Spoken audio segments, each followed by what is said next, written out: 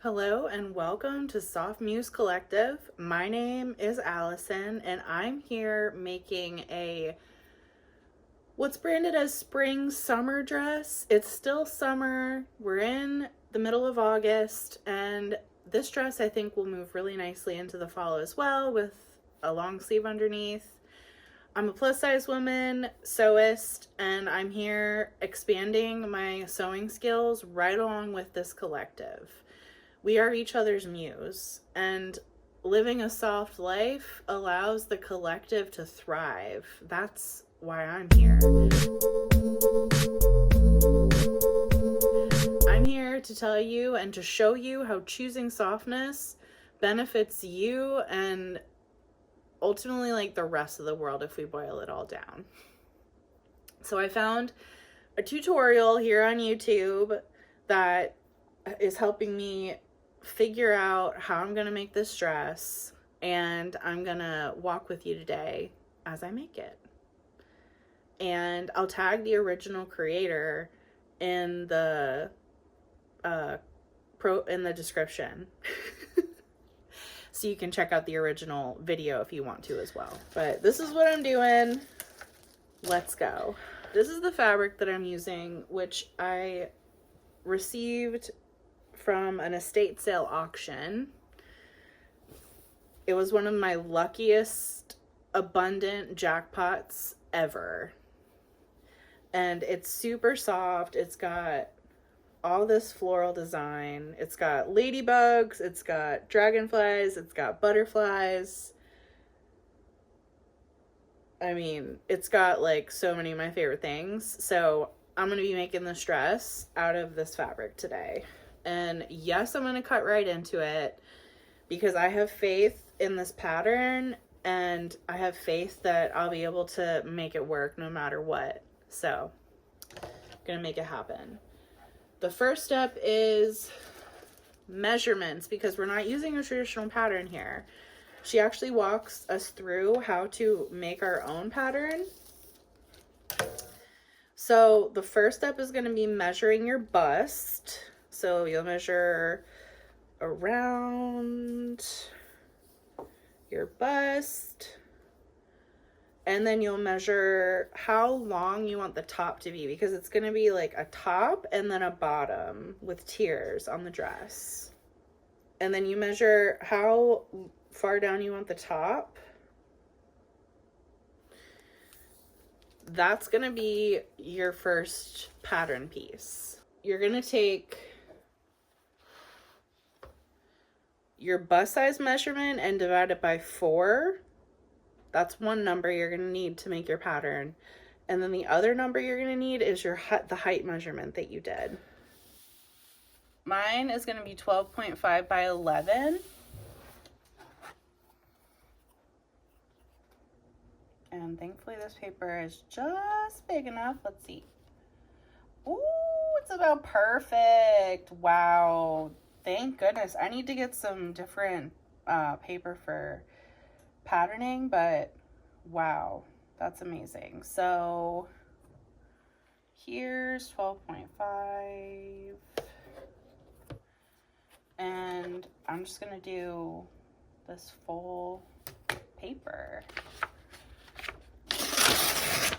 We make it work over here at Soft Muse Collective. Okay, so this is dull, so I'm going to use it on paper. Wow, that's about perfectly. It's going to be a little under 11, and that's okay because I wasn't sure if 11 would be too long anyway, so we'll do 11. Side, you're going to mark where the fold line is going to be on one of the height sides. So I'm going to just write fold here to remind myself that this is where it's going to lay on the fold of the fabric. Okay, so I realized after I made this that I didn't include the seam allowance on the pattern, and I don't want to just freehand cut it.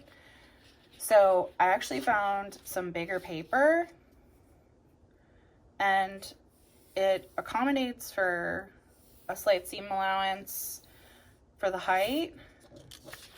And then instead of 12.5, I'm going to do 13.5. And that way it'll accommodate. It's pretty. I'll color it afterwards. But that way it'll accommodate the seams as well. So I ironed part of this right sides together.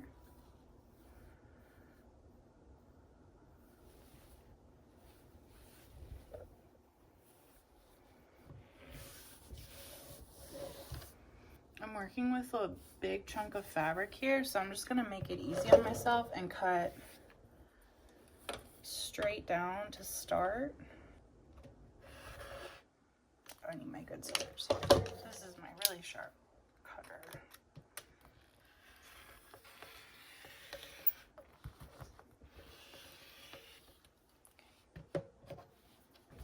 And I will make this more exact once I cut the other pieces here. The cool thing about sewing is the more that you practice, the better you get. Like, it's inevitable. And it's so relaxing. I leave a little wiggle room on the initial cut. It's a lot easier to fix things if you've cut more than less of what you need. We're all about abundance over here.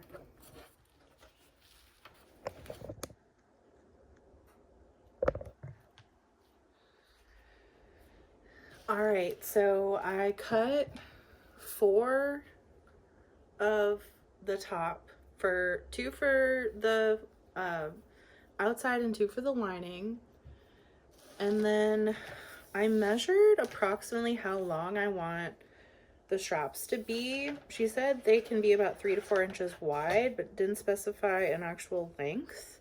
So I'm just gonna take my tape measure here and approximate. I probably want my straps to be about 26 to 27 inches long, and about I'm gonna do 4 inches wide because I like a little bit of a thicker strap. Just gonna write that down.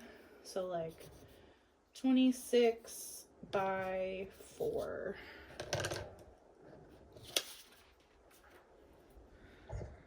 And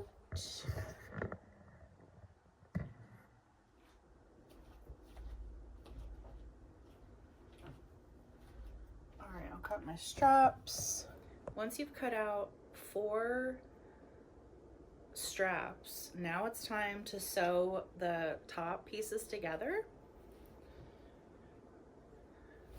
And for this step, you'll want to take 2, make sure they're right sides together, and if you have a pattern to be mindful about, just make sure the pattern syncs up the same on both sides, so that way you don't have like one upside down when it's sewed together.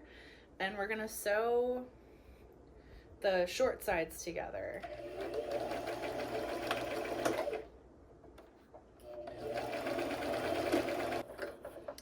You want to do it for both sets of 2 so that you end up having 2 long pieces of fabric. Okay, for the next step, we're going to take our straps and fold them in half like so, with the right sides together. And then you'll want to take your clips or your pins and pretty much just clip it all the way down, so that way your lines will stay straight when you sew your straps. And eventually, once I have these clipped, I'll be sewing horizontally on the short side on one side of each strap, and then down the open side the whole way. Because the cool thing about this dress, it's cute, it ties up on top, so you can kind of tie your straps on. I'm gonna be chilling in this dress all the time, I already know it. I went ahead and sewed the horizontal, or the small side closed on one of the sides of each strap, and then down the open side. The next step is to flip it, and the Sew Is Two's tutorial I learned from uses a safety pin, and I have done that before, but I actually prefer to use a different method, so I'm going to show you how I do it. So I just turned the inside in a little bit with my finger, and then I'm taking my handy dandy, it's actually a mallet for a xylophone, but it has a round edge, which I really like. And so I'm gonna stick it in here and then just move it down like so.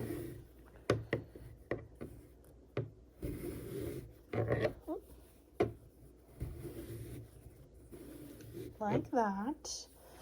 And then once this end comes out, I'll just hold it and then flip the rest of the way.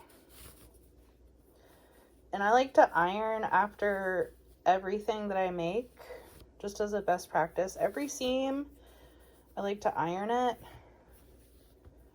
I'm also gonna use this and make sure the little corners are popped out. Like that. I also trimmed one of the corners so it'll lay flatter.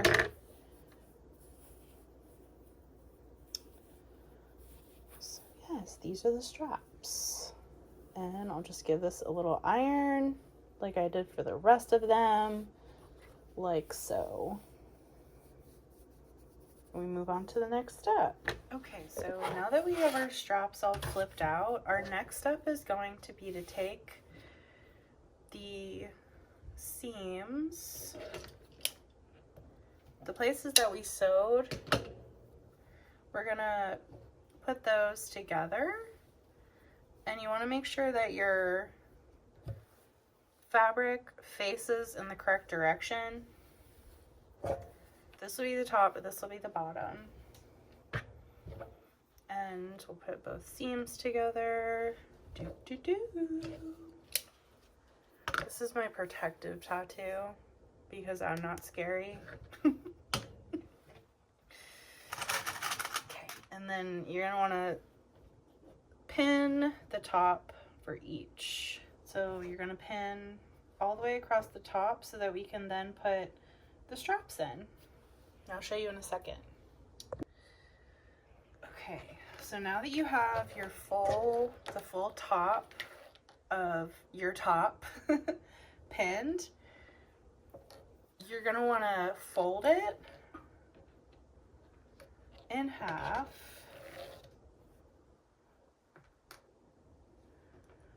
and then we're gonna start to place our straps. So you'll go between two of the right sides on this side, and you'll make sure the closed side is facing outwards. And I'm just gonna measure them so they're equal distance. So this is, let's see, 6, and you'll do the same thing for the other side as well.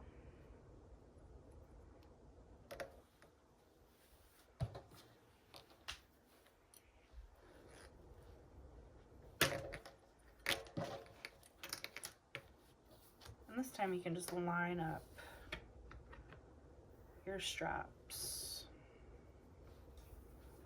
with the ones you put on the bottom. You can measure this side again if you want to, but I'm just gonna look and see where the one is from the other side and pin it. Once you have the straps lined up, our next step, once your top looks like this, our next step will be to sew across the whole top. This here for good measure. And then you'll sew all the way across the top, and that way the straps will be sewn into place as well. All right, I changed my shirt so I can try on this now finished-ish top.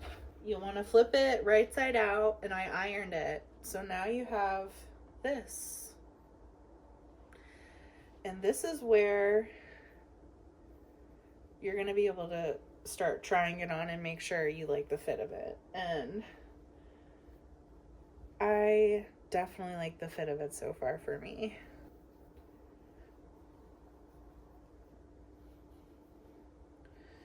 The original creator who made the video moved her straps out a little bit after this try on.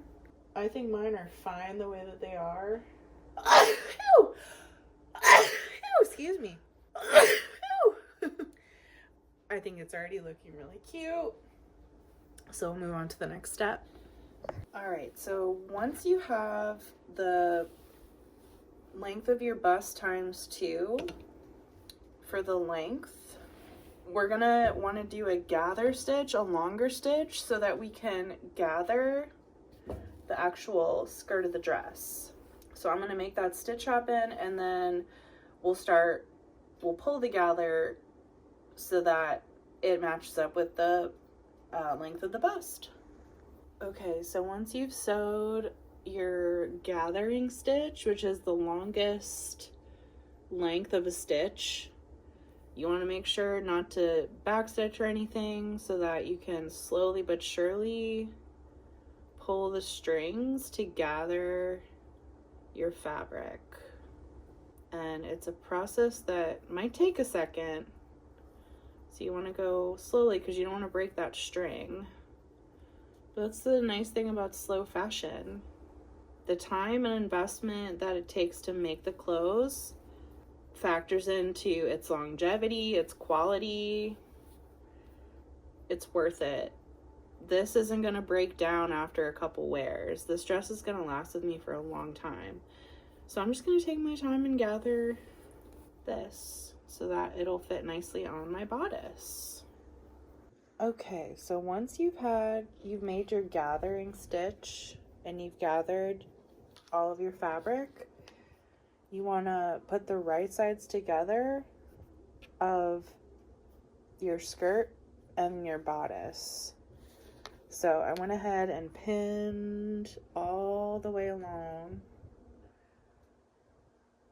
so that way I can sew both of these pieces together. And just to be clear, I clarified, you only want to sew one layer of the bodice down initially, the front layer, so the leg will be connected, or the right sides will be connected, because then we're gonna flip this liner side to the other side so that we have a nice clean seam on the inside. So I'm just gonna stitch all the way down this one layer and the gather skirt. It does feel kind of weird to sew over gathers, but you're doing it correctly. So I've gone ahead and sewed one layer, the top layer, the outward facing layer of the bodice, to the skirt with the gathers, and I'm just gonna iron it here before I flip the bodice over to cover this inseam. I think something bloomed today. Fall is on the horizon, so I'm glad I'm making this summer dress now.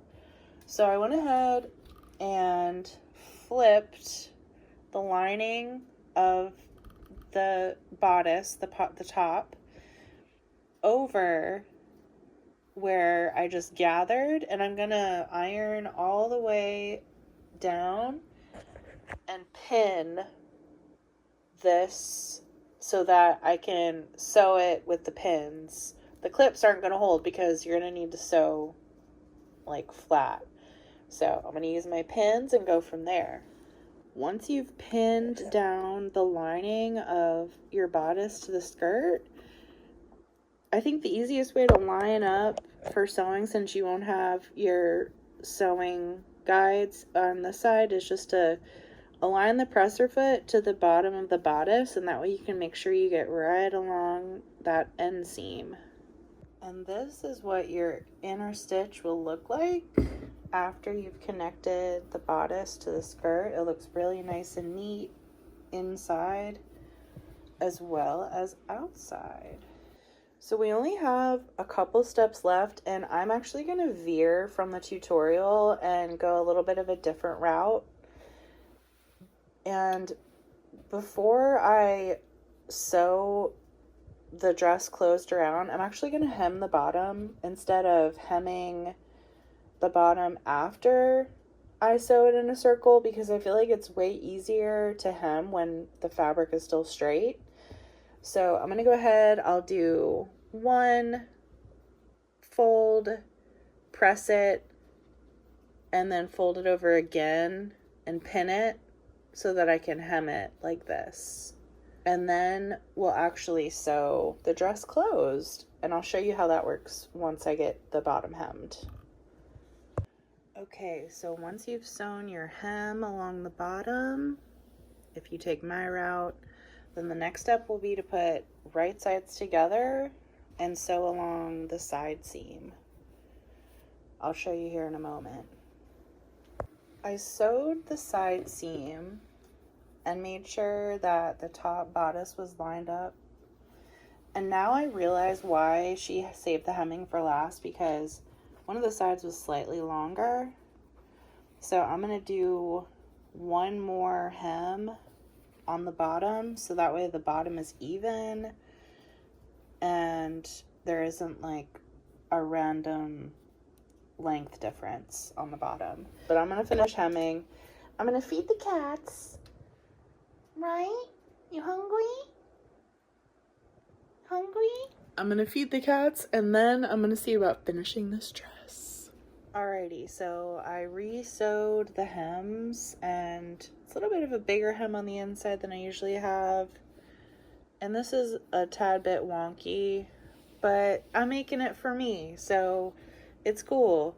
And tomorrow I'm going to do a zigzag stitch to finish the inside seam, but I want to show you what this looks like because it's so cute, and it's pretty much, it's basically done. It's done. It's done. It's done.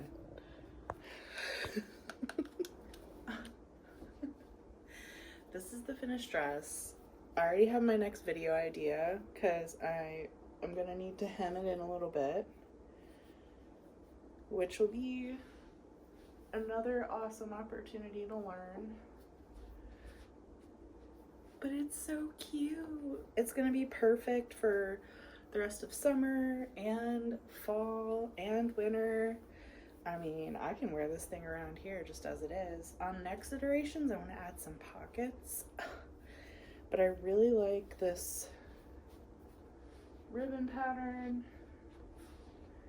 I feel extremely accomplished and proud of myself that I was able to make this, and I know that you can too.